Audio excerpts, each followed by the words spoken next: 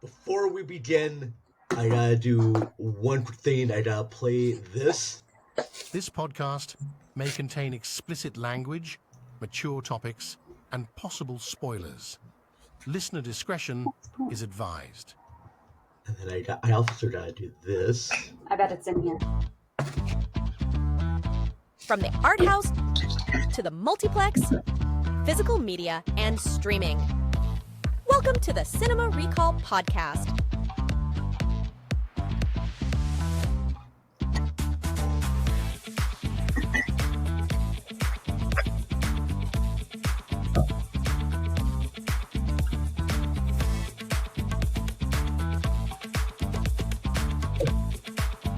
Here are your hosts, the Vern and Ashley. Oh, hello, everybody.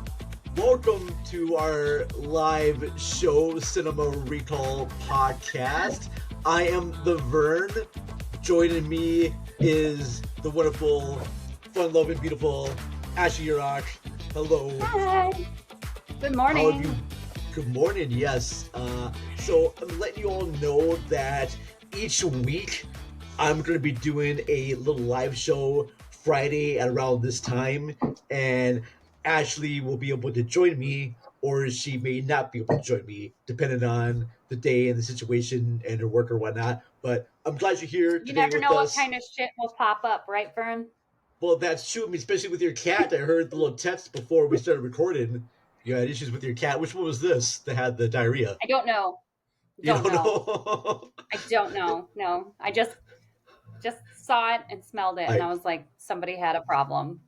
I feel your cats are conspiring against you sometimes, and just like yeah, we're out to get you. And my kids. Is your kids spraying diarrhea over the floor too? I mean, you were my roommate once. Remember that time Audrey got sick both directions? She was like 2. Do you remember that? You're like, I'll help, and I was like, man, thank God for good friends, man. Yeah, for real. I will do that. And I think Audrey's trying to run away too, and I was like trying to grab her and make sure she doesn't get people over the floor. She didn't know what to do. She didn't know what to do. It was coming out both ends. You're 2. What the hell do you do? Shit. Well, glad to have you on here. Glad to have everyone just kind of watching with us. I just want to go over just a few of the things that we saw. Can you hold on a second? Vern, okay. I'm sorry. I don't know. Pause. You gotta pause it, Vern. Oh, I don't really know how to My phone is ringing and it's making my computer be weird. Hold on. I'm sorry. Okay. Hey. Yeah? We're...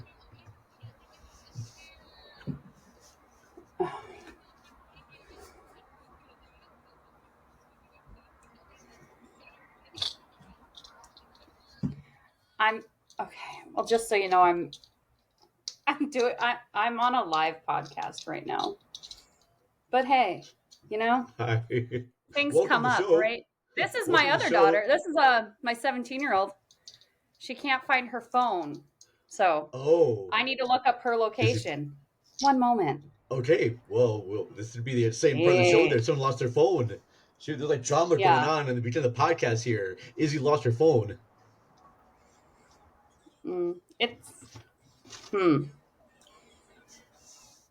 It's on the ground. It must be on the ground it's on 105th and Peridot Street in Anoka. 150th. Who lives over there is? Hold on. All right. Oh my God, Izzy, calm down.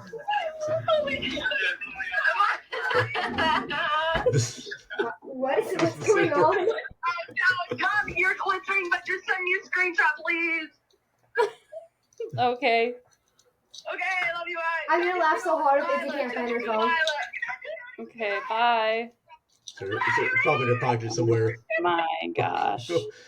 If you lost your phone, that's all right. That's the wildcat things. Now you understand completely why Ashley has not been on some shows here and there because I'm telling you, I can't.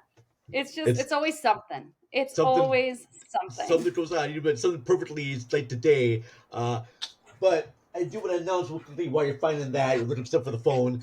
Yesterday was the anniversary of the movie Jaws that was released in 1875 on Yes. June 20th. So that's very cool. And on our Instagram, I found a bunch of like old behind the scenes photos on the making of the movie Yeah.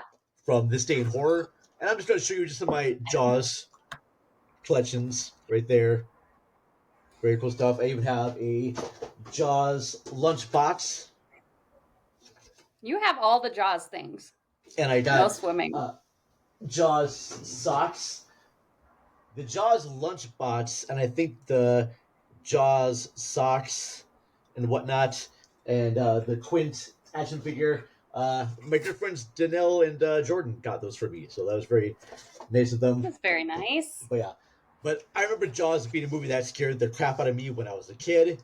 I talked about it at great lengths in an episode, so go check that out. And also check out the episode we did with Rob Maynard from The Wheels of Justice, where we talked about the movie, and then I had us reenact a scene from that movie. So very cool. Ma'am, that's can you there. just pick that up and eat it because that's loud? Can you hear that? No. Oh, good.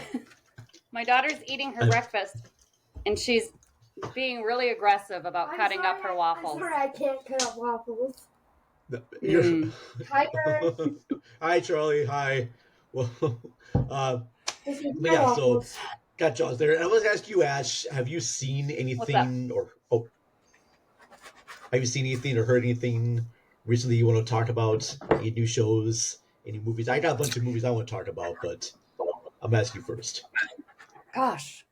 Well, should we talk about, because I recently watched, I think I told you to watch it. You had mentioned you were going to, and I said do it because it was really good.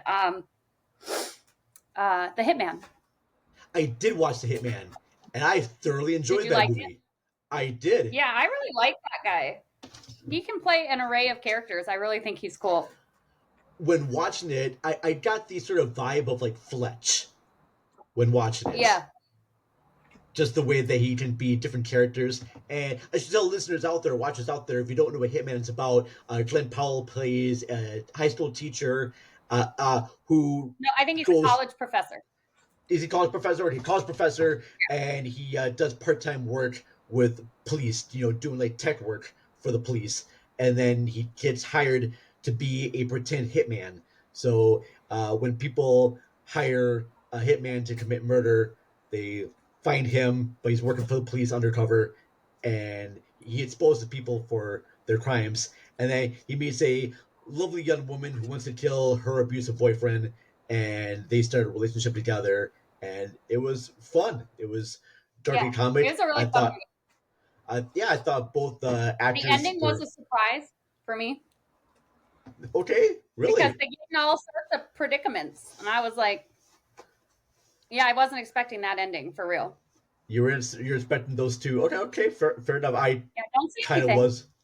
Okay, I'm not saying anything. I'm not going to spoil shit. You almost did. Vern almost did a spoiler. What? Come on now. You watched the trailers to be fair, we do have a warning at the beginning of our show.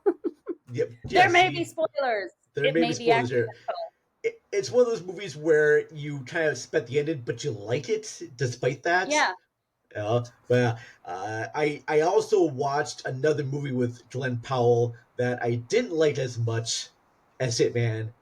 I watched Anyone But You, and I'll be honest. That's a cute movie. I watched this movie because I want to see Sydney Sweeney wear a bikini and outfits. Yeah, but Sydney Sweeney wearing a bikini. Yes, damn right. She's cute as hell. He looks great in his bathing suit too, though. To be honest. Yeah. See? I thought the movie had you say not like you weren't sure. You're going to say you weren't sure he looked good in his bathing suit? Oh, well, they all look good in their bathing suits, right? Those are two very attractive people, all right? But I didn't like... catch me in a bathing suit like that. Holy. What? No. But you got the tattoo. I thought for sure because you got all this great tattoos and everything too. Oh, no. I would save people the horror. No. I don't want to see that. Not this season for sure. Maybe next summer season. Maybe summer season. Okay, well, keep an eye on that, folks. Come back another season. We'll see. Ashley may have the bikini ready to go there. All right, we'll look at a new page there. But one issue I had with Anyone But You is that when you watch the trailer for that movie, you know right away what the end is going to be. It's very predictable. It's very cliche. It's every rom-com, though. That's every rom-com. You pretty much know what's going to happen. I know what's going to happen. Unless, of course, you're watching the movie fresh, and you think it's a rom-com, and then it takes a sudden turn. Do you remember that movie? Sudden turn. It turns into a horror film? Yes. Oh, Fresh. Yes. Oh, my God. Yes. Remember it started like a rom-com, and you're like, what's happening here? Okay.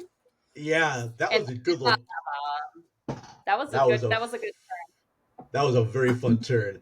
But when watching Anyone But You, it kind of feels to me. I kind of love rom-coms because for me they're like science fiction in a way, especially with the characters in this movie because everyone's just so ridiculously good looking. There's like not one regular person in this. Like they go to this island. And it almost feels like it's an island from an alternate dimension, like a Twilight Zone type of thing, because they're all so ridiculously good looking. Like the dad, the mom, like the grandma's good looking. Like everyone's like so fuckable looking in this movie. And so, that's your kid going. Oh, we'll pause right there. Again. Hold on. I'm sorry. Okay. No, hey. She could any other time.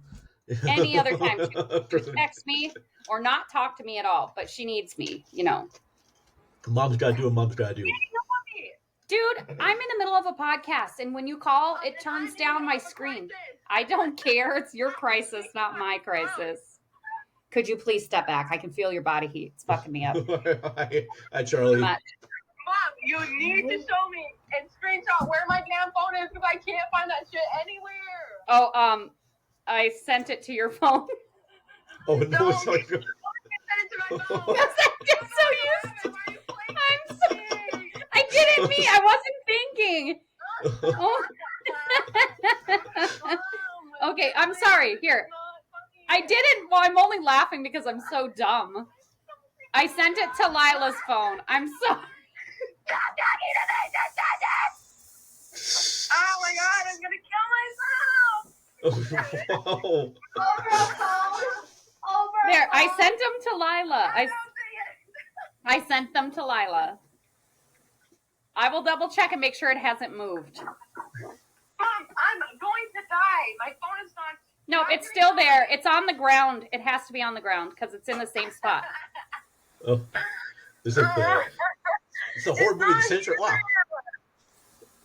Izzy just gave me an idea for a horror movie. I don't know. Should I call it? Mom, is your ringer on? Like a teenager loses their phone. Yeah, this is in the middle of this nowhere. is a nightmare. That's the new horror film of 2024 right there. Did you go? Did you go to your location I sent you? Is that where the stop sign is? I don't know. Probably. I don't know where that is. Mom, can you send me directions? How about? Oh, no, I can't. I took multiple screenshots of the map for you. Please, no. Can Lila track your phone? I'm laughing, but this isn't funny. Oh, wait. Ew. It's down the road from Casey's. Wait. Hey, Izzy, I'm just gonna drive and you're gonna look. The good thing is that your phone isn't dead. What? Gone. But no, and that's why I'm crying. I just hung up on them. This is the most exciting part of the podcast, actually. It isn't. It's your phone. It's like so intense. Mom, let's buy their phone number. It reminds me of those like suspense films. Like she's gotta get to the phone. She doesn't get to the phone right away. The whole world's going to explode. Right. She's gonna die. There's like an explosion in her chest, and it will explode if she doesn't get her phone in time. Oh, it's ridiculous. No. So Shut up. I'm trying to do something. Stop trying to talk to me. There's too much going on. I hate this. So what's been new, Vern? Since we're not talking about a movie. I did also. fuckers. What? I can't help you. I've done all the help I can help. Mom, can you send directions, please? I already sent you a map of it. That's all I can do. Look at the map. I went from far back so you guys can see where Casey's is and how many streets down to go. If you guys don't know how to read a map, that's on you. No. I know what to do. Chess? Bro, because you told me to look for it. Yo, they don't know how to read maps. This is our new generation, you guys, just so you know. Oh, jeez. Oh. Well, tell Lila to share her location with me so I can see how close you are to where you're supposed to be. Duh. Cool. Is this how you wanted to do your podcast this morning, Vern? I had no idea what this was going to be. This is like a live show. Izzy lost her phone, and now we're going to talk about how she's going to find her phone. This could be like a second part of the live show. But while she's doing that, they don't know how to read maps. Hold on, I'm going to show you. I'm going to show you the maps that I sent. Okay, I set like this one, so it gives the cross street. Okay, and then this is a further one out, and it kind of gives you the area. Okay, and then I took a big one so you could see like, oh, here's this thing here, so like you know where that is. And I think she'd be able to like know where street signs are to find out where the phone should be. And it's got to be close by. I mean, I don't understand why they travel so far without the phone. So I hope she finds her phone. All right. Yeah, me too. And I hope she quits calling me because I don't know how to like disconnect my phone from my computer. So when my phone rings, my whole screen goes off, and then it's just like, you're getting a phone call. Super annoying. I would love it if you start doing that voice. Like, hi, you're getting a phone call. You're getting a phone call. I don't know if you should answer that. Yeah. In the meantime, I do want to mention I did see Inside Out 2. Which was You did? I did. It was cute. Not as heartwarming and as good as the first one was. Like the first one never is. Made me tear up a bunch of times, but this one was still good. I'm listening. I'm going to walk away, but I'm listening. Additional. Oh, you're good. I had the additional characters of anxiety and ennui, aka boredom, and embarrassment and envy, and I thought they were all good. It does follow the same plot line as the original, but instead of just sadness and joy being booted out, the whole original emotions get booted out. And because anxiety is like, Riley doesn't need you anymore.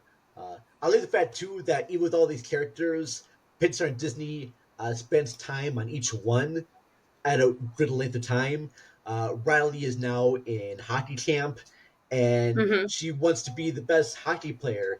And this popular girl takes an interest in her, and with her anxiety, she's like, I gotta be the best. I gotta forget about my friends and be with these popular people. And I'm sure if I was a teenage girl, I would find a lot of like things to find about Riley in this movie. So it'd be interesting about what you and your daughters think about this when we haven't seen it yet. When they get to see it, but it's on the list. It looks cute. In fact, when I saw the preview in the winter, they have this the anxiety comes in. I go, and before they even said like its name, I was like, the next character is going to be anxiety because it's a teenager. Yeah, which is really cute. Very cute. Yeah, but it was overall just a very fun, heartwarming, sweet little movie. All the original voice actors come on back to this one. It's not done by Pete Docter, who did the original. It's from another person whose name I forget right now. And also, it doesn't have the original composer of the score, because that theme, the Inside Out theme, is played like once at the start and then again at the end. And I'm sorry, if you watch Inside Out, you'll know that main theme with the piano. Whenever that comes on, you just feel, I don't know, I start to feel up emotions and get a little teary eye. So I enjoy the hell out of that. And then since Sunday was Father's Day, I did rewatch The Stepfather from 1987 with Terry O'Quinn and Jill Schoelen. Do you ever seen this movie? I've ever seen that. All right, so I remember watching this movie with my sister and my dad and my mom because that's what we watch. You watch, slashers about. The story is about this guy who wants to have the perfect family, and if the family members ever disagree with him or are not the ways he wants them to be, because he wants the idealized version of families like the Leave It to Beaver and Donna Reed, the Right. 1950s happy family, and whenever the family doesn't appease to his vision, he kills them all and then moves on to another family And starts a new family? and starts a new family. He always finds wow. women who are recently divorced or recently widowed. He finds women who are widowed and have like one or two yeah, kids. because a divorced woman wouldn't be in that category. Yeah. What's idyllic, right? Yeah, see? So he finds this new widowed woman played by Shelley Hack. Did he scan the newspaper? The obituaries? Yeah. Mm-hmm. He must do that. Yeah. But he actually finds his family before he kills the old family. So he finds a new family and starts to. He's got it. Yeah. Hey, man, that's smart. Yeah. Starts to seduce the wife and everything. Yeah. You don't want to have it's kind of like when you're gonna quit a job, but you need to line up another job. Yeah. Because you don't want to explain why there's like a break in your employment. That makes sense. Yeah, I'm picking up. Gotta keep that there. I mean, so you got it right. So he real killers are pretty smart. So I mean, kudos to that guy. Yeah. So he moves in with a new mom played by Shelley Hack, and she has her daughter Jill Sholin, who I've had a big crush on when I saw this movie, and she was in a movie called Popcorn, which was good. And I really thought she was the lead girl in Muppets Take Manhattan, but that was a different girl. But they look similar. Do they just look similar? They look similar, black hair, beautiful. And so he moves in, and everything's going fine, but the young girl, doesn't trust him that much because he has these freak outs in the basement. Very good movie. It's a movie that seems on paper to be your typical slasher horror film, but Terry O'Quinn just sells this movie very much. Terry O'Quinn, many people know him from Lost, but I thought as this guy who wants this idealized family was very convincing. Hold on. I gotta look up who Terry O'Quinn is. You kind of care about this character in a way, even though he's like this horrific person. He's like probably one of the best villains. The only problem this movie has, the only problem this movie has is that once it became a franchise, and it had 2 other sequels and a remake, and I think that's the big problem I have with it, because as its own, it's a perfect movie, but the other 2 movies are not that good. But yeah, it's solid. It's a good 90-minute watch. Yeah, and I think just watch it just for Terry O'Quinn's performance, and that's very good. All right. And then since I was on a Jill Sholin kick after this, I watched her in another movie called Cutting Class, and Cutting Class introduced us to a young actor named Brad Pitt. Oh, all right. One of his first features, and Cutting Class, it's about this student who gets released from a mental hospital, and all these murders are happening, and all the blame gets put on him. On him. But it's not him. But around the same time, Brad Pitt's character is displaying a lot of aggressiveness, and he's being mean to his girlfriend, played by Jill Sholin. And also there is a really creepy art school teacher who's getting the moves on this, young 15-year-old girl, and he seemed to be the killer. And I'm going to give a spoiler here, folks, because the movie wants you to think it's these other people, but spoiler, it's the guy who escaped from the mental hospital as the killer. And they just do this weak thing where at the last minute he's like, "Hey, by the way, I'm the killer. I know I had you think it was a boyfriend, but it was me because look, I escaped from a mental hospital. All right, of course I'm going to be the killer." Me. It was so obvious. You dumbasses. All of the accolades. It was me. How did you not notice that? Typical movie. Brad Pitt is funny playing this schmaltzy sort of hip preppy guy, and when you watch it, you can see, okay, I can see why he got cast, and other movies at the time, as like Cool World and Thelma and Louise, and then he blew up to be this big major star because he's a really good actor. So yeah, that's awesome. I watched on a new streaming service called Night Flight, and Night Flight has a bunch of like Night Flight Plus has like a bunch of like old school concerts and cult films and music videos. They even have like these 3-hour blocks where it plays like music videos from the 80s and short films, but it has all the original commercials that aired during that time. Right. Which is a kind of a neat little fun thing to watch. So I watched that on there. So, and then I did watch The First Omen on Hulu. Is that a series? Well, it's the it's a like a prequel, right? To The Omen. Yeah, but like a prequel. No, it's a prequel to the 70s Insomniac, like exact prequel. Like. Okay. And this one is about a nun who befriends this young girl who is being abused by the church, and she's trying to save her. But it turns out the church is trying to protect everyone from this young girl because she's supposedly evil. Right. You know, and it goes on. It has a lot of like Rosemary vibes to it, and it turns out that the girl who's been trying to be protective is just leading our lead character to be the mother of the Antichrist. Nice. Yeah, it's okay.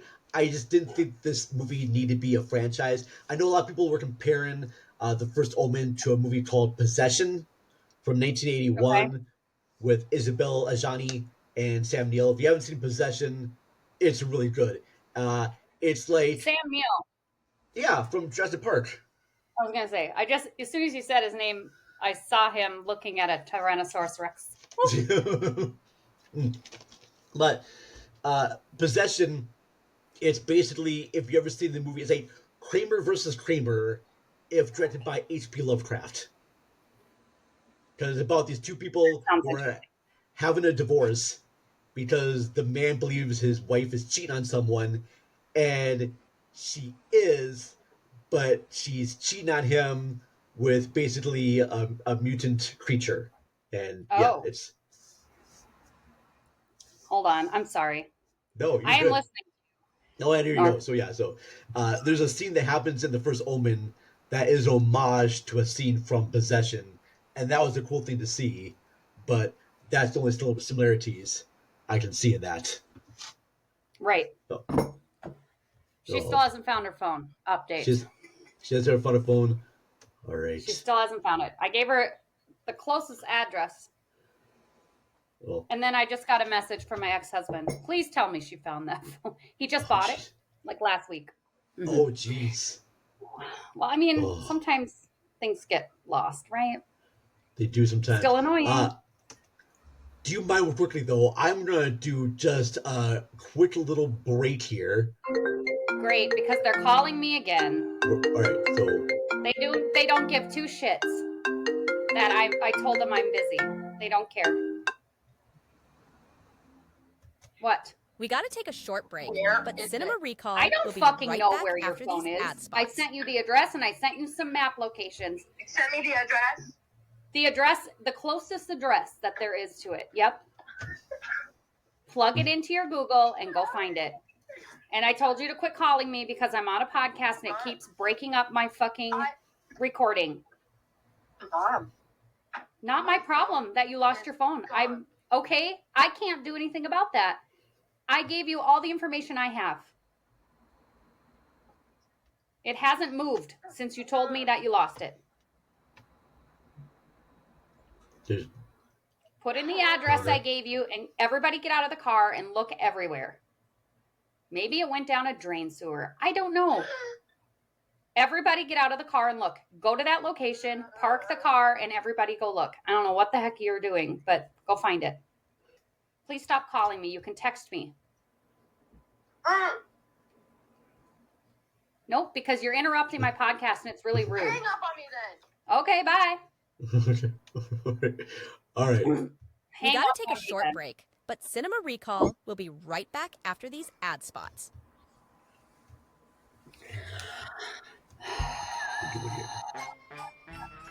Have time for another podcast and enjoy listening to two idiots discussing films? Then look no further.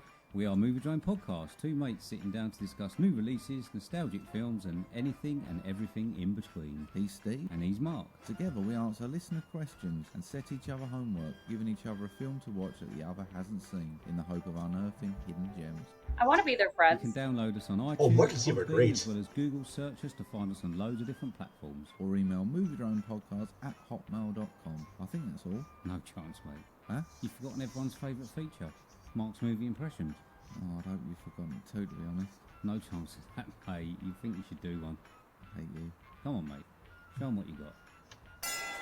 I ain't no bomb. I ain't no bomb. Yo, Adrian! And if that hasn't put you off, give us a try. There's a small chance you won't regret it.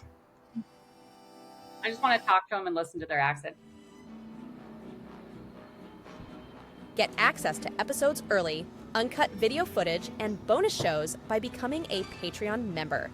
Go to patreon.com/Cinema Recall Pod. And for just $3 a month, you will help support our independent podcast. Thank you so much. And now, back to the show.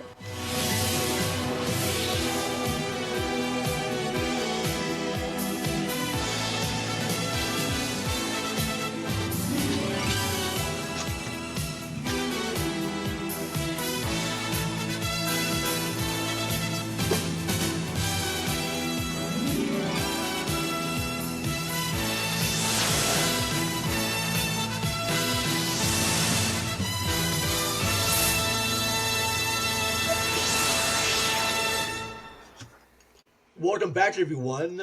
So this episode turned out to be a very tense-filled episode where Izzy lost her phone.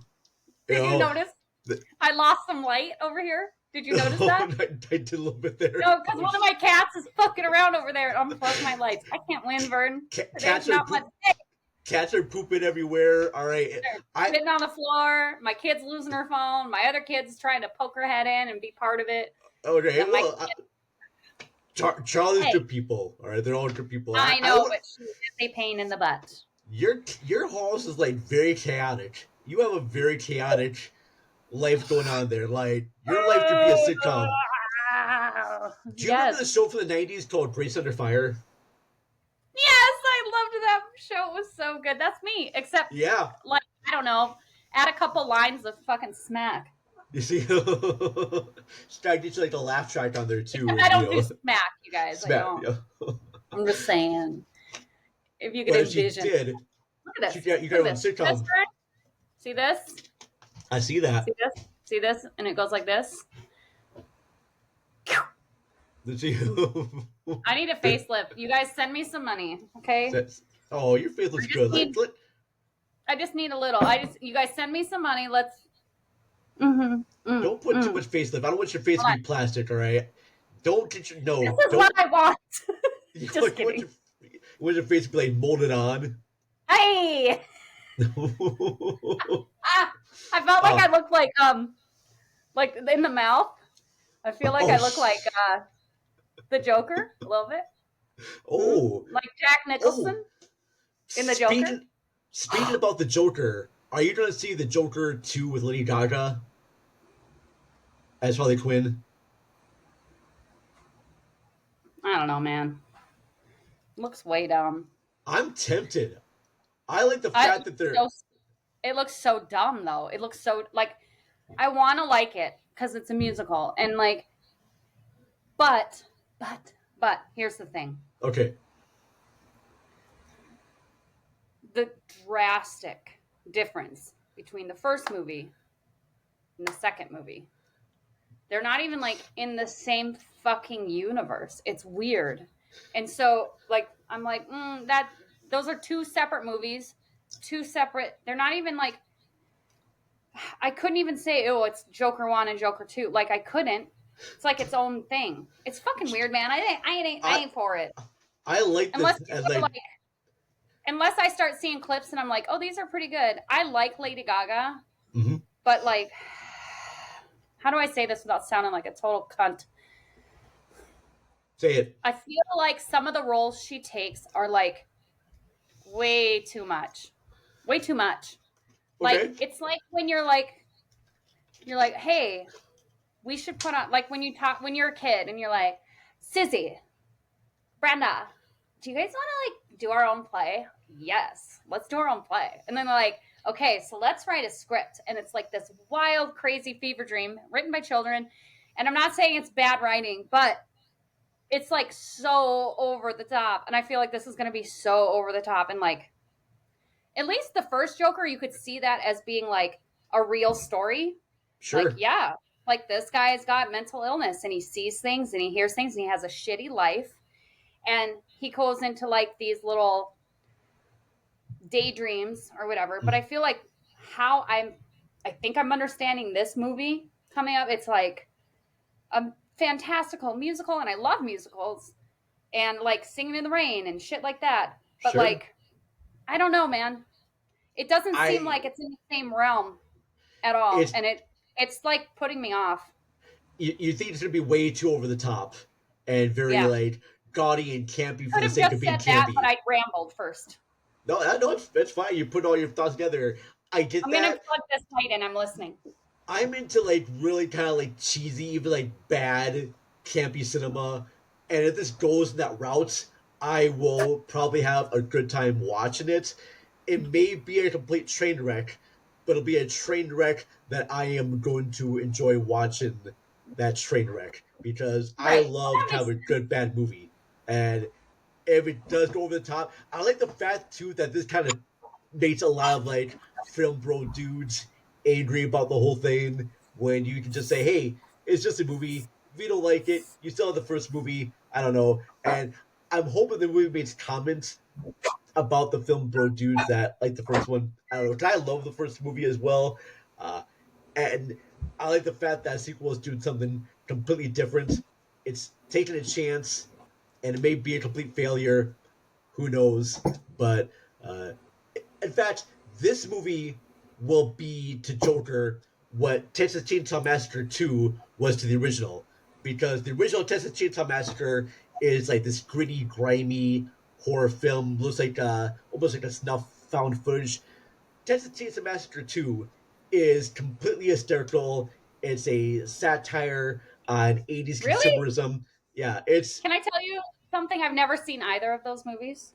Okay, but I'm saying that the tones of each movie are completely different. Totally different.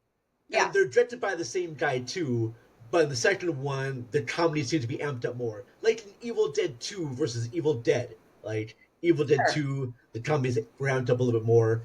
And then Army of Darkness, which was playing at Parkway not too long ago, and that's just, the campiness of that is just raised to ridiculous extremes. So, and then I do want to ask you too, Ash, coming up next weekend, Kinds of Kindness comes out.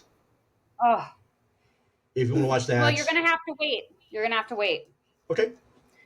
Because I'll be out of town until next Sunday, from Tuesday to Sunday. So don't go see it without me. What if I see it twice? What if I see it once and again with you? Okay, you can watch it once, and then you get to watch it, and then watch me watching it. Because I know that's one of your favorite things.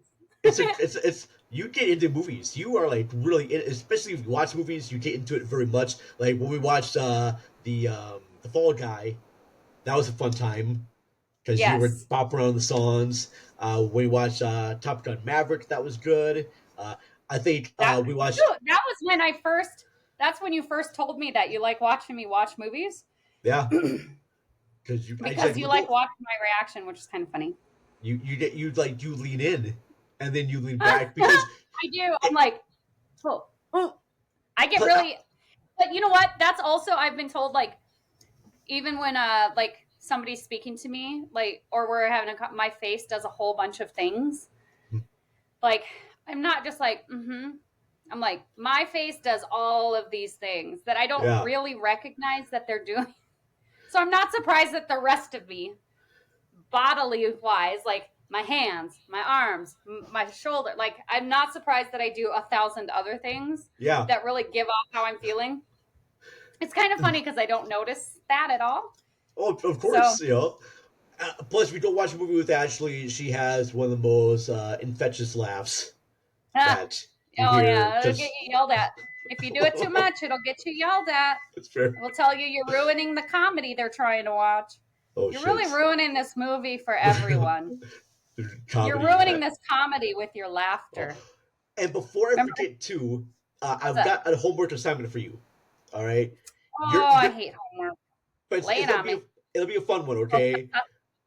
I want you to watch the movies X and Pearl. Because they're on Paramount Plus. And I want you to watch them before because I want to go see Matt Scene when that comes out. Do I need to see what movie is I thought there was like what's her name? Mia what? Mia Goth. So she has a new movie. Isn't she like what's that Wizard of Oz-y type movie? That's Pearl? Yes, that's Pearl. Or is that not that is? That's part of the trilogy. So it's X. Well, don't you want me to watch that one too? Yeah. Yes, I want you to watch X. And Pearl. Okay, so Pearl is the one I'm thinking of where she's dancing around with a scarecrow and shit. Yes. Got it. It's all coming together. So both of those are, I guess, part of this trilogy, and that concludes with Matt Scene ending. Okay. That comes out like July 7th or something like that.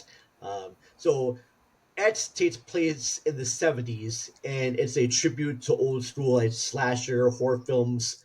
Okay. And then Pearl is more of an homage to 50s melodramas like Technicolor musicals and those type of films. And then Matt Scene is like a tribute to like 80s Brian De Palma films. And Matt Scene. Okay. I dig those. Those are really fucking cool. And the great thing too, you can watch these movies separately. Like you can go to watch, you can watch Matt Scene without seeing X or Pearl, or you can watch Pearl without seeing those other two, and they're good as their own standalone movies. But just for fun, because they're streaming right now, watch them. What are they streaming on? Paramount Plus. I don't have that. Okay. I bet I can find it streaming somewhere. I know you could probably rent them, or if let me know if you have difficulties, and I can just you have YouTube, right? No, like YouTube Red. Like YouTube? What the hell? YouTube Red? Wait, there's a YouTube they did it one time, but now it's like YouTube right? Premium. Premium, you pay for it? Fuck no, I ain't paying them. Fuck them. I can give you like my password and everything like that, and I just rent them on there. Or don't say that on the internet. No, you can't do that. That's I can't. illegal. Sorry, I'll just go over and watch it, Vern. You can log in without me knowing any of your information. That would be great. Yeah, come on over. All right. But yeah, we want you to watch this at least sometime. But you can still watch Matt Scene without seeing these other two, so it might be fun sometime to see Matt Scene and see the other two. So we'll work that out. But that's something I want you to do because I know we're going to be having on guest Richard Kirkham from the Lambcast. Oh, yeah. And he wants to do an episode on all three movies. Okay, so I need to watch them. Done. All right. But I've been talking about stuff that I've seen, Ash. Have you seen any good shows or movies you want to mention? What have I been? I haven't really been. I've been so busy with work that I don't think I've been watching a whole lot. Okay. I watched. What did I start to watch? Hold on, I have to look. Hold on. Hold, please. We're holding. More waiting for me. We're waiting. Okay. We're waiting, and we're waiting, and we're motherfucking waiting. Sorry, I take a long time to get anything done. Many apologies. I have to log into my Netflix so I can see what I've been watching. Well, I've watched the rest of Bridgerton. Okay. Which was great. Continue watching. Yeah, I tried watching Baby Reindeer. I only got, what'd I get into? Episode 2, just like the very beginning. It's not my thing. I didn't realize that the guy that's in Baby Reindeer is the actual guy from the story. It was his story. that he's the one who was actually being stalked. But then I wonder, like, is it all fake so he could get some like recognition and finally like get famous? Because I know he was a struggling comedian and actor, and then all of a sudden he comes out with this movie because this woman was so obsessed with him that he creates this movie, and then she went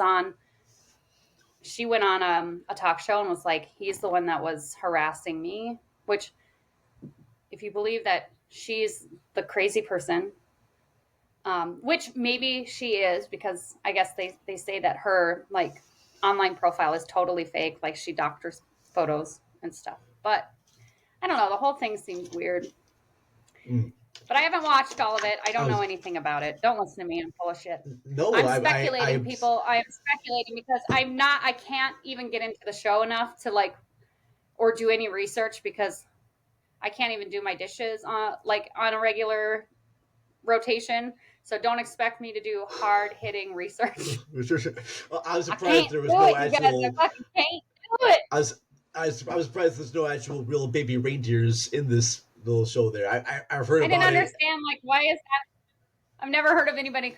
You're my little baby reindeer. What? I've been watching The Boys, the new season. Oh, I only saw the first episode. I only saw the first episode. I have not watched more of it. Pretty good. But I always like that show. But I like The Boys. I like how much gratuitous violence and like gratuitous sexual like what they put in there. It's just so ridiculous that it's super fun to watch. I mean, some of it's super disgusting.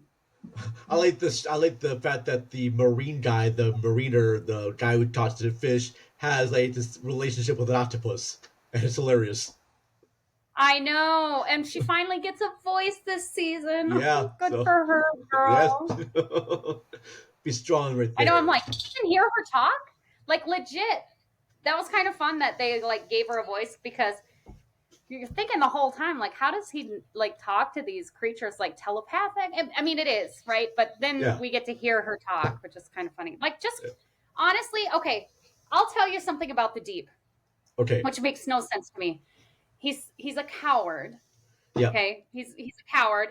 He's like just is a little nose grubber. Mm-hmm. But if he really wanted to leave and not be under the rule of Homelander, couldn't he just go to the ocean? Like, could Homelander like make it to the bottom of the ocean and find him? Would he even care? Like, if he was like, I'm just going to go and live in the ocean because he can breathe underwater. Yeah. Why wouldn't he? That's true. Underwater, you don't need money. You don't need fame. You'll be around people who care about you. I mean, he's totally like easily brainwashed and like, but I just don't understand why he just doesn't go to the ocean. Just go. I think the world is 70% water. Just fucking go. Even if he does find you, he's aging. He's getting weird silver ball hairs that he's plucking out and keeping in a jar. He's I have no idea weird, what that's about. Let me tell you about the actor the guy who plays Homelander, and I can't remember his name, but he always looks like he has stuff in his mouth. Because of the way his face is structured, he looks like he's got a mouthful of food. And Tom Holland is the same way. He kind of has the muscle structure in his face. Kind of looks like he always has got food in there.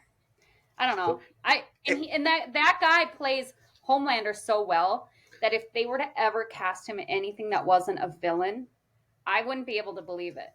And I'll tell you what. There were a few actors who I saw as villains the first time I saw them. And later in their career, and this was when I was a kid, and I would see them in like a dad role or whatever. I was like, nope, you're evil. I couldn't ever watch them and see them as anything but the first time I saw them as an evil person. That made, okay, yeah. Well, that actor, like, they couldn't put him in a role where he's like a romantic interest, because I'm like, oh no, he's he wants to suck your titty milk and jerk off on a mountain while like burning the whole place down. I love that. And also, no. why doesn't that weird woman that's like running for Congress, why doesn't she just pop his head? She could do it at any time. She doesn't need him there. She would get it done before he even could think to laser up his eyeballs. But then I'm thinking annoying. That if she does, then he'll be made into like a martyr, and then no people want to vote for her because Homelander's get like the support from his crowd, and maybe that's why she was. Yeah, but then she could just turn it and be like, she could just turn it and say, we need to find who did this, and this is against superheroes, and you need to follow me, and blah blah blah. Oh yeah. But she is on the side, so I don't know. There's some things I don't like. But in the grand scheme of the story and the fun storytelling and like the insanity that happens in that show, I really enjoy it. But I do tend to like point out shit that bugs me about any show I watch. So I'm not just hating on the voice. Although I am going to say, stop. I will say this. No, quickly. Okay. The fact that they got 3 guys from Supernatural all at once. Fucking fantastic. So they got the main character. What's his name? I always want to call him the guy that's married to Tom Cruise's ex-wife, Nicole Kidman. Who's the main character? I have no idea. You don't watch The Boys? I watched The Boys. I don't quite. I was trying to say the guy who played Homelander was Anthony Sharp. Yeah. I can go back. I gotta look up. Fuck. Because right now I don't know all the actors of The Boys. Hold on, I'll pull it up. All right. So they've got Carl Urban, Jack Quaid. What's his name? Urban? Carl Urban, right? Carl Urban. Okay. Right, I always want to say what's Keith Urban. So they've got Carl Dredd, Urban. The guy who played Dredd in the Dredd movie. Okay. And then they got Jeffrey Dean Morgan and Jensen Ackles. Okay, Jensen Ackles. Okay, They need to bring up Misha Collins, and then it's a whole round. I would say Jared Padalecki, but he's kind of a little bitch. Okay. I bet he's great as a real person. I shouldn't be so mean. I don't know a lot of these other... He's not my favorite. Jensen Ackles is my favorite. I shouldn't Ackles. hate. Okay. Shouldn't hate so hard. I like Karen Fukunaga. Oh, she's awesome. And her character is great. She's really great in that one there, too. But yeah, I will watch more of The Boys. I haven't got a chance to watch it because I'm busy with other things. And I just spend a lot of times watching, like, other movies and whatnot. And I rewatched Breakfast Club this week. And I watched Pretty in Pink because I watched that documentary Bratz. How was Hulu. it? Okay, so Bratz is directed by Andrew McCarthy, and the whole movie he's talking to other cast members because he had a big issue with this article that came out in Vanity Fair or Newsweek or whatever, and this article from this guy is like, these kids are a bunch of like brats. They're spoiled. They're not great. Why are they making movies? And it's supposed to be, when watching this documentary, it feels that Andy McCarthy had this issue with this article and is talking to the cast members because he has a problem, and so he figures the other cast members will have a problem, and it seems to be more like a vanity piece. Like, I take it that he's upset the way his career went. Right. Well, why does any actor, like, let's look at Jennifer Lopez, how she funded her own weird musical about herself. It's all because they want to bring more attention to themselves, which is hello Hollywood, right? I mean, not all Hollywood people are like that. Yeah. But obviously, if you're an actor, you like the spotlight. So I'm not shocked. So, but he's talking to like Demi Moore, and Demi Moore, since being in St. Elmo's Fire, has gone on to do other big movies. Andy McCarthy, after St. Elmo's Fire, was in a movie called Mannequin. And yes, that's how I knew him. It wasn't from any of the Rat Pack movies. Yeah, I loved that movie. And I would watch it all the time. I freaking loved that movie. Mannequin's great. Tim Cattrall. He was also in another movie called Less Than Zero, where he tried to be more of a serious dramatic actor, and has done other movies here and there, but nothing really big. And so he's talking to these other actors. He talks to Emilio Estevez, who hasn't really done much acting, and then Demi Moore and Ali Sheedy. And when he talks to these other people, he's like, "Hey, do you remember the article that came out about us? And wasn't that a problem? Didn't you take issue with this guy calling us like spoiled little brats?" And he's speaking to Demi Moore and Emilio Estevez, and they're like, "No, I never thought about it. I look forward, I want to take the roles that I wanted to take." And I think Demi Moore kind of just said it best, and I'm sort of paraphrasing here, and all she just said was like, yeah, I just never really paid much attention to it. I just decided to just do my own things and lead my whole life. Boy, so that really got under his skin then, didn't it? It didn't really get under his skin. He even talks to the guy that wrote the article too, and he's like, yeah, I wrote it at the time. I still think it was a good article at the time. And look, the movies you made were big hits. Like St. Elmo's Fire was a big hit. 16 Candles, Breakfast Club, all these other movies that came out, they were solid hits. And the article was just saying, hey, these young actors who are like 22, 23 at the time are now these like big major movie stars, and how those movies capitalize on young kids, teenagers going to the movies, because before those, not a lot of young kids were going to see the movies. So those movies became big, and it seems like, hey, I'm sorry, Andy McCarthy, maybe you should have starred in Mannequin 2, all right, and maybe done other roles, maybe choose a better agent. I don't know why your career didn't go the way that you wanted to, but that's not the fault. It wasn't because of one article. Yeah, like why you blame this one Where article? was that article printed? I'll have to look it up there because I just didn't. Tell me it's Teen Vogue or some shit that nobody gives a shit about. No, it wasn't Teen Vogue. It was actually like an established magazine, like a Newsweek or a Vanity Fair. It was like a. But even then. Yeah, it even just then. was. Yeah. It was kind of fun to see him connect with other people. He tried to connect with Judd Nelson, and he wasn't available, and Anthony Michael Hall wasn't available until the very end of the documentary. Nelson wasn't available? AKA, no, thank you. Judd Nelson, at the end of the documentary... That's not I'm not available. Well, no, that's not I'm not available. Vern? Sorry, I keep talking over you. We're talking at the same time. I'm sorry. That's okay. But at the end of the documentary, he does get a phone call from Judd Nelson, and he's like, Judd, and then the documentary ends. And yeah, so I don't know. Lame. I thought I was going to get some like hard hitting something like these actors were secretly abused by the system, or they were being taken advantage of somehow. But no, they weren't. They were just cast because they were found in plays, and they were just. They were attractive young teens, and they knew that they could capitalize on getting kids in the movie seats if they showed kids that other kids could idolize.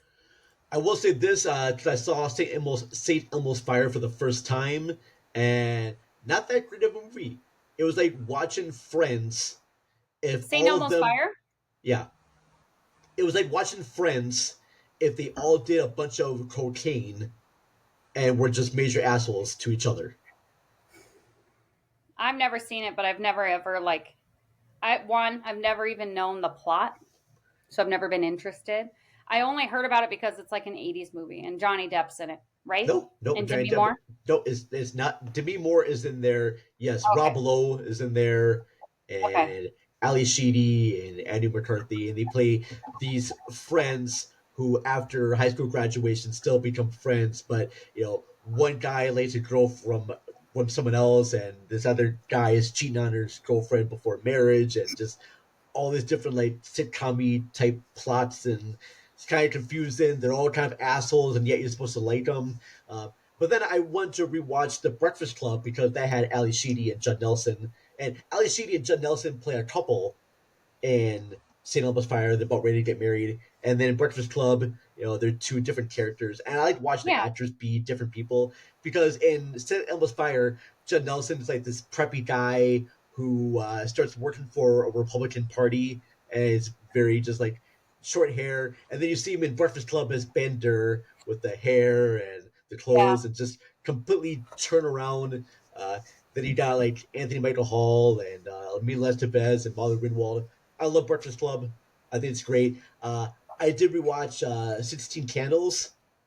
Yeah. Because Anthony Michael Hall and Molly Ringwald were in that. And when watching 16 Candles, I'm surprised that movie has a PG rating and Breakfast Club has an R. Because Breakfast Club has an R rating for just foul language. Okay. 16 Candles is PG. It has full frontal nudity, a whole bunch more F-bombs. Well, PG doesn't necessarily mean it's for kids. It means parental guidance. True, but if the movie was made today, it would have been an R rated because of the drug use and like the sets and everything there too. And I'm like, whoa. And Breakfast Club would have just been PG. PG-13 the most. They do show a couple more F-bombs in there, but okay. But yeah, fun things to rewatch again. I got nothing else coming up here. I know there is a movie I might try to see called The Bike Riders with okay. I saw the preview for that. I'm not really into like motorcycle culture. So I'm not sure if I would be. I know, but like I am like I might see it when it comes to streaming. That's fair. But I don't think I would pay to go see it on the big screen. Well, I don't care how many good-looking men are on motorcycles. I'm watching the movie because it's got one of my main crushes in there. Who? And that's Jodie Comer from Killing Eve. Oh, okay. Well, no amount of good-looking men can get me to see that movie. That's not fair. For big bucks at the theater, anyway. Well, I've got that AMC Plus A-list thing there because they gave me like you got the hookup. So I will go see even kind of like terrible movies if it has at least one good-looking girl in there. I'll be like, all right, yes. That's why I saw Anyone But You. The plot be damned, right? Plot be damned. That's right. Just plot be damned. If there's a good-looking face and some nice rack and some booty, good ass right there. I would give a movie 2 stars at least if you have a lady with a nice body on there because I am shallow and I don't care. No. True. No, you're not shallow. She can act good. All right. Now, if there's a good set of feet in that movie, well, that gets up to 3 stars there. Then, right? You throw another star in there, baby. You lean back like you're gonna show your feet. So I was like, oh. No, I was just adjusting. Okay. Oh, damn. Oh, look at that. Oh. Too close to the camera. Don't fall over. Hi. Oh. Maybe this will get us more views. I hope so. Look at this foot. It's a really nice foot. Okay. Sorry. Thank you. I'm a nerd. Thank you very much, my friend. That was epic. You can just see them anytime. Road trips, just hanging at your house. It's me ogling at his feet. That's right. You're making it sound like all I do. That's how our friendship is. Like, just bring those feet over. Don't talk. You only want me for my feet, Vern. Why are you talking there, girl? Just shut up and show me your feet. Yeah, I don't. What? Shh. Show me your feet. That's right. Well, thank you for that. I am going to get this wrapped up here because I gotta get going here because I gotta go to work here. I gotta go to work too. Shortly here. But before we go, let's give just a really quick shout out to our Patreon users. I want to thank Steve W., newest Patreon member. Thank you, Steve, for joining us. Thank you, Steve. That's a shout out. That's a shout out. Jason Soto from Rabbit Hole Podcast. Thank you, Jason. And then we want to thank. I'm going to keep doing this. Okay. And then we want to thank Matt and Ashley from Ashley at the Movies. Ashley at the Movies. Linda Castro from Bedknobs and Broomflicks. What up, Linda Castro? Donnie Roberts from at Unreal Goals on Twitter wrote the Deep Sea Anthologies. Donnie! Sorry. And then Jen McQuaid from Shot and Applaud. Jenny! Thanks, babe! And then Jeanette Miller at AKA Jeanette. Thanks, Jeanette! You're the best! So go on to our Patreon page, patreon.com/cinemaricalpod. On there, exclusively for Patreon members, I posted a rough draft of the first scene from a Clue audio drama that I am putting together with a bunch of great ladies on there. So definitely go. No. Sorry, Reservoir Dogs. Hey, I thought I was Mrs. Pink, but I didn't get my call sheet. Sorry, no, because things happened with the other. There was one lady that really went to. I demand results, not excuses. How dare you? But to be honest here, I will say this right now. I did have a good friend of mine, Linda Castro, lost one of her pets, and she really wanted to be part of it, and she needs something to get her mind off of her loss of her pet. So I'm sorry if I didn't have you in there. Plus, you were so busy with other things too. Me out. You didn't even converse. I'm sorry, I just completely forgot about doing that, and I'm an asshole. You forgot about me. I completely just forgot that you wanted to be part of it, and I figured with your schedule and everything too, it would have worked out for that day. So I apologize. I will get you back on here. All right. You know what happens when you assume, right, Vern? I make an ass. And you're right. No, you get shot. I get shot. Oh. I don't know. No, I'm not gonna let down. You just get shot. But here's the thing too. I'm also would be worried too. Like during the middle of recording, you got your kids calling you, and I would come to your house so there would be no mishaps. Okay, fair enough. All right, I'm sorry. Don't try and make it sound like you were really thinking about my kids being a-holes and wrecking everything. No, you're right. I'm an asshole. But yep, that's why I love you. I still love you too, and I'm glad you're my type. We're still friends. Right, Vern? Assholes, you're my type. I still. I'm an asshole. Yeah, I am an asshole. Yeah, but clearly, everybody else I date are fucking assholes.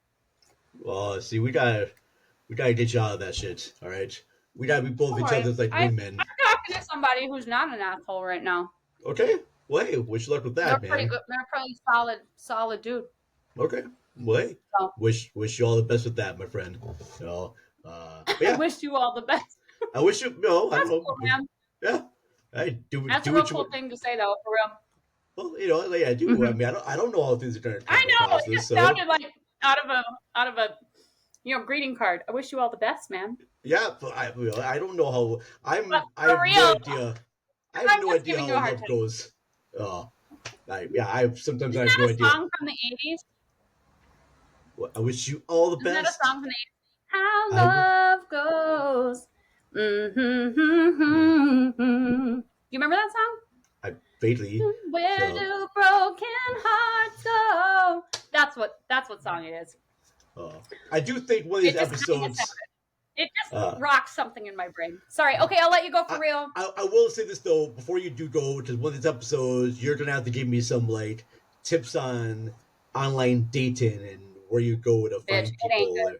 Okay. It's not a dating pool. It's a cesspool. It's a cesspool. Good luck to you, friend. All right, man. All right. Love to you all. Love to everyone who watches out there. Love you. Go to our website, cinemarecalls.net. We're going to be available on the Rabbit Hole Podcast show later on. So after probably we release the audio drama and whatnot. I'll give you more details later on our social media pages. Follow us everywhere, Instagram, Twitter, and Facebook. Love you all. And hopefully this recorded to YouTube. Love you, Vern. Love you, bye. Love you, Ash. What? Love you, bye.